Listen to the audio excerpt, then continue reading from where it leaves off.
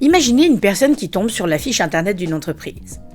Elle n'en a pas été cliente, elle n'a jamais acheté là-bas, elle n'a jamais appelé cette entreprise et n'y a jamais mis les pieds. Mais elle est fâchée ou jalouse. Ou alors elle veut aider un ami, ou elle trouve que franchement, mettre une étoile, ça va la détendre. Alors elle écrit que l'entreprise est catastrophique, que le travail est bâclé, que le personnel est odieux et qu'il faut la fuir. Eh bien le problème c'est que ce n'est pas une mauvaise expérience, ce n'est pas une critique, ce n'est même pas un ressenti, ça s'appelle un faux avis.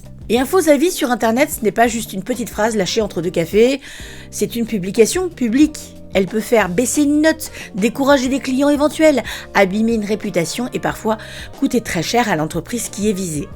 Que risque-t-on ? Eh bien, il y a 2 cas.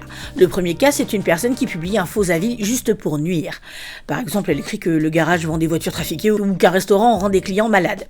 Si ces affirmations sont fausses et portent atteinte à l'honneur ou à la réputation de l'entreprise ou de la personne visée, là on peut tomber dans la diffamation. La diffamation publique envers un particulier est punie par l'article 32 de la loi du 29 juillet 81 sur la liberté de la presse et elle peut entraîner une amende qui peut aller jusqu'à 12 000 €.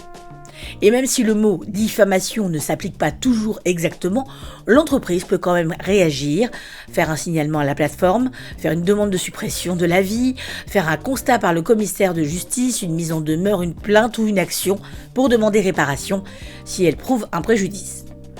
Le deuxième cas, c'est le faux avis qui devient une méthode commerciale. C'est un petit peu tordu. Par exemple, c'est une entreprise qui fait écrire des faux avis positifs par des proches qui n'ont jamais acheté ou qui publient de faux avis négatifs sur ses concurrents. Là, on n'est plus seulement sur la petite vengeance numérique, on entre dans la pratique commerciale trompeuse.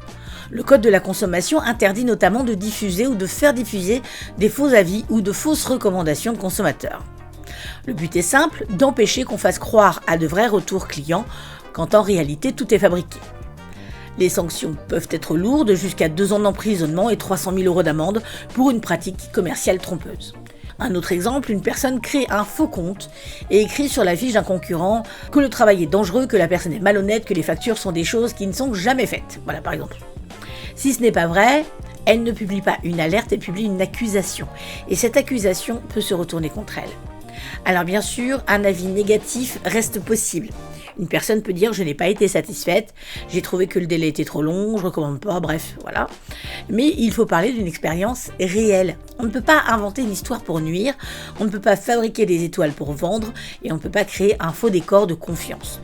Conclusion, un avis c'est fait pour raconter ce qui s'est passé, pas pour écrire une fiction judiciaire avec option capture d'écran. Et oui, parce que les étoiles sur internet, ça peut aider à choisir. Mais si elles sont fausses, à qui on fait confiance ? Si cette vidéo vous a plu, n'hésitez pas à laisser un petit commentaire, un petit like. Et si vous n'êtes pas encore abonné à notre chaîne, n'hésitez pas. Nous, ça nous fait très plaisir. Au moins comme si c'était 5 étoiles.